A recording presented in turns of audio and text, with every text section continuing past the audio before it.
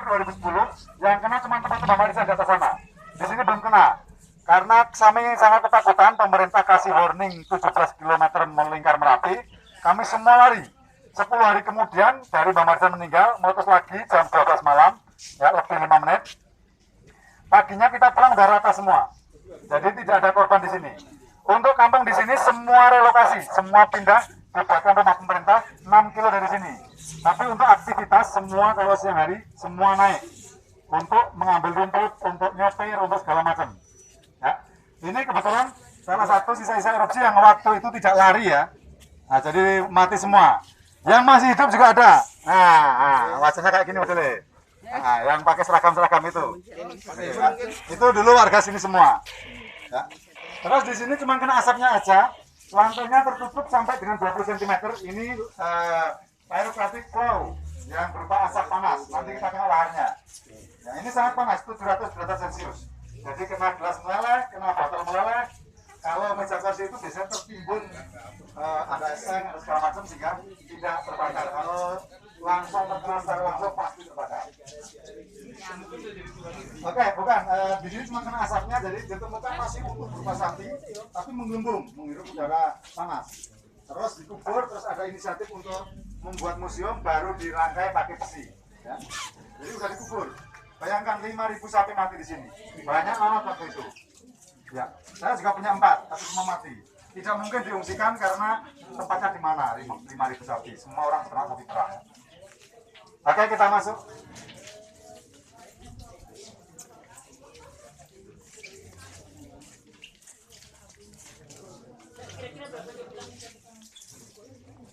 Oke, pertama kita lihat gambar di sini.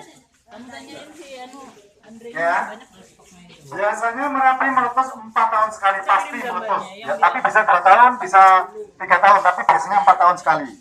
Ya, tahun 90, seingat saya ya, tahun 90 meletus, 94, 76 orang meninggal meletus. Terus tahun 2002, 98, 2004, 2006, tapi 2010, 2014 kemarin juga meletus. Tapi untuk siklus besar ratusan tahun sekali, mungkin 200 atau 300 tahun sekali, Merapi pasti meletus besar. Kayak 2010 itu artinya letupan besar. Menurut prediksi saya atau ya menurut prediksi saya sebagai warga sini, setelah Merapi meletus itu aman. Ya, itu kenapa saya tidak menolak, saya menolak relokasi, saya balik lagi ke sini. Biasanya cuma asap yang keluar untuk 4 tahun sekali. Kemana arah mata angin ke situ kampung yang berbahaya. Bahkan kampung yang terdekat hukumnya. Tahun 94, Kampung Torgo yang tiga tempat ya. Pertama Kali Adem, Kinarjo tempatnya Bamarisan, Kaliurang, baru Torgo. Artinya Torgo itu jauh dari Merapi. Tapi di sana malah 76 orang meninggal. Yang Kali Adem, yang tempatnya Bamarisan tidak ada meninggal. Tahun 94. Nah, karena dia pun prinsipnya kena angin terus dia turun. Jadi kemana arah mata angin ke situ kampung yang berbahaya. Ya. Tapi kalau Merapi sebenarnya tidak berbahaya ya, karena setiap meletus tidak pernah ujuk-ujuk, tiba-tiba tidak pernah. Pemerintah mau ngasih 4 level, jadi ada siaga, waspada, normal aktif ya, ada awas, di level awas kita harus turun. Setelah meletus kita balik aman. Artinya setelah meletus besar 2010, besok 200 atau 300 lagi, tahun lagi pasti meletus, artinya sekarang menurut saya aman. Terus kenapa saya tidak sebetulnya? Oke, letusan terakhir 2014. Puncak Gunung Merapi sebelum 2010 lansip. Ya, setiap tengah malam kita kalau berada di bunker, nanti kita sampai bunker, kita bisa melihat lava pijar. Ya, kayak gini. Jadi artinya justru malah menjadi daya tarik tersendiri karena di sini justru normal aktif. Kalau dia mengeluarkan hembusan-hembusan sedikit itu artinya malah Merapi aman. 2006 meletus besar, setelah itu sama sekali tidak keluar asap, sama sekali tidak mengeluarkan lava pijar. Artinya dia mungkin tersumbat, sehingga menghimpun tenaga yang sangat besar, sehingga puncaknya 2010 dia terjadi ledakan yang benar-benar ledakan ya, dahsyat ya, sampai laharnya 15 kilo ke bawah. Di sini karena laharnya sangat panas lewat kali Gidol seperti cairan, asapnya ke kanan dan ke kiri sungai. Di sini cuma kena asapnya, bukan laharnya. Nanti habis ini kita tengok laharnya. Oke, puncaknya kayak gini. Setelah meletus, ya tentang bunker segala macam, nanti kita cerita di sana. Oke, setelah meletus, puncaknya kayak terbelah. Ya, Lihat ya, puncak yang tadi sama yang ini sangat berbeda. Letupan magma dari perut bumi berupa cairan kayak gini. Nah, masalahnya di tengahnya ini ada 12 sungai di Merapi, sungai yang dalam, jalannya 70 meter. Tetapi tidak ada mata airnya. Karena Merapi di tanahnya itu berupa pasir batu, tidak bisa menyimpan air. Sehingga tanamannya tidak bisa subur. Sehingga di sini tumbuhannya rumput. Di tengahnya ini kebetulan Kali Gendol. Ya, dalamnya 70 meter. Semua muntahan lahar lewat tengahnya ini terus ke Kali Gendol sampai 15 km. Ya, mengalir seperti cairan, mungkin ya, prediksi ya. Sehingga di bawah sana, udah jauh dari Merapi, letupan kedua, orang di Cangkringan tidak lari. Sehingga di letupan kedua tanggal 5 November 2010, 300-an orang meninggal. Letupan pertama, 39 orang meninggal hanya di tempat Mbak Marijan, termasuk 2 wartawan dan Mbak Marijan. Oke, letupan pertama tanggal 26 Oktober 2010. 10 hari kemudian tanggal 5 November 2010 jam 12 lebih 5 menit. Di sana nanti ada jamnya, yang di sana yang masih utuh. Tapi di sini lebih serempak, mungkin dia tertimpa dulu, mungkin masih hidup, atau jamnya yang tidak cocok, atau karena kontrakan jatuh terus dia pindah. Tapi waktu menutupnya jam 12 lebih 5 menit. Sehingga udah masuk tanggal 5 November. Sangat besar itu semua letusannya. Sehingga kalau kita naik motor lari, itu kayak ban kempes, jadi ke kiri ke kanan. Ya, betul. Oke, letupan pertama yang keluar cuma asapnya tanggal 26 Oktober 2010. Tempatnya Mbak Marijan hancur total. Ya, Mbak Marijan, ya. Mbak Marijan, sini. Sekarang digantikan oleh anaknya Pak Asih. Ya. Letupan pertama 39 orang meninggal di sini. Ini tempat Mbak Marijan. Letupan pertama cuma asap, gentengnya aja yang berserakan. Ya. 2 wartawan udah turun mengevakuasi warga Kinarjo yang paling atas. Sampai bawah naik lagi menjemput Mbak Marijan. Sampai di sini Mbak Marijan baru berdoa. Ya. Terus asap panasnya keburu turun. Yang satu lari ke dalam rumahnya Mbak Marijan, yang satu masuk kolong mobil. Tapi dua-duanya meninggal. Total 39 orang meninggal di sini. Ya. Letupan pertama, jadi cuma kayak gini. 10 hari kemudian udah hancur, udah rata, meletup lagi. Ini mobil 2 hari kemudian dibawa turun ke kampung saya, Pangukrejo. Ya. Tapi di desa Pangukrejo letupan kedua hancur, jadi ini mobil yang sama. Oke ya. Pangukrejo. Tadi Bapak Ibu naik jeep tadi dari Pangukrejo. Nah, kondisinya kayak gini. Oke ya. Tapi di sini semua warganya menolak relokasi. Ada sih 1-2 yang ikut relokasi pindah, tapi 90% menolak relokasi. Termasuk saya juga warga sini. Ya.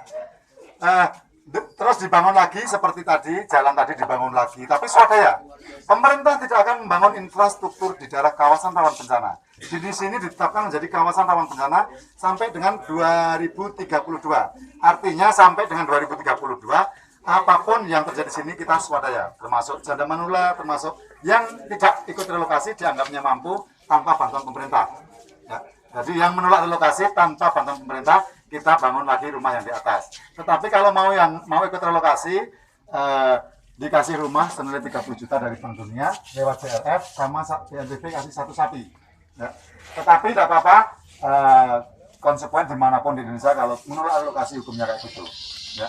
Tetapi sekarang udah maju, kita kemas termasuk wisata ini, wisata kita kemas pribadi tanpa campur tangan pemerintah. Dispar pun tidak. Jadi ini hasil swadaya masyarakat. Sekarang ada 800 jeep. Bayangkan kalau 800 jeep itu menghidupi 3 orang satu jeepnya, artinya udah ada hampir 3.000 sama juragannya, sama warung-warung, hampir 5.000 orang bisa hidup di wisata ini. Oke, kita lanjut. Oke, Kali Gendol ya. Ada 12 sungai besar. Ya. Tapi sungai tanah di sini di dalamnya 70 meter. Ya. Sungai Gendol. Di Yogyakarta itu katanya daerah istimewa. Di mana istimewanya? Kalau di gunung yang lain ada sungai pasti ngalirnya air. Kalau di Yogyakarta karena istimewa ngalirnya air. Ya, gitu. Karena sungai di sini memang tidak ada airnya. Tetapi tanah di sini harus digali sampai 70 meter pun isinya pasir. Waktu itu ada aturan, apapun bentuknya di Merapi tidak ada penambangan pasir dengan alat bego. Ya. Tetapi sekarang tidak tahu izinnya udah dihapus undang-undangnya atau gimana, sekarang banyak bulldozer. Dulu 2006 meletus ini sepertiga tertutup, tapi berkah bagi kami. Saya seorang sopir truk juga, saya berhenti terus saya ngambil pasir sini, saya jual ke truk. Jadi berkah bagi kami. Tapi sekarang kita nonton, nanti kita lihat banyaknya bulldozer yang ngambil pasir di sana. Oke, tanah di sini kalau digali isinya pasir batu yang udah ribuan tahun andesit, dipahat, bisa dipahat, kan? Dibuat patung Borobudur, tadi Prambanan, segala macam. Sehingga warga sini kalau rumahnya besar, dulu rumahnya besar ya. Biasanya rumahnya kecil, terus nyambung, tinggal beli semen aja. Tidak usah tukang, karena setiap orang di sini sistemnya gotong royong, terus tidak perlu tukang. Jadi kita buat sendiri, beli semen, jadi bertahap. Terus membuat dapur pun dipahat sendiri ya, jadi bisa dipahat kayak gini. Terus rumahnya terbuat dari pondasi sampai atas terbuatnya dari batu juga, semua batu. Di sini teras, tanahnya berteras iring ya, belakangnya tanahnya sangat tinggi sehingga temboknya masih, kalau di tempat datar dipastikan ini rata. Tapi sekarang sih lebih udah modern ya, nggak pakai gas. Enggak mudah karena biasanya selangnya putus duluan, jadi dia terbakar sangat hebat, jadi dia putus selangnya. Pakai standar dari di sekolah, gelas bisa meleleh di suhu 400 derajat Celcius. Katanya ya, ini gelas bisa meleleh. Suhu asap panas itu mencapai 700 derajat Celcius. Ya, suhunya saja. Aeroplastik flow itu berupa batu, berupa pasir, berupa asap. Di sini cuma asapnya saja. Oke, ini tentang kampung Petun yang kena asapnya saja. Kalau foto-foto silakan. Nanti setelah cukup, nanti kita foto grup dulu, baru kita melanjutkan kampung yang kena lahannya. Oke. Ini baru kena asapnya ya? Baru kena asapnya.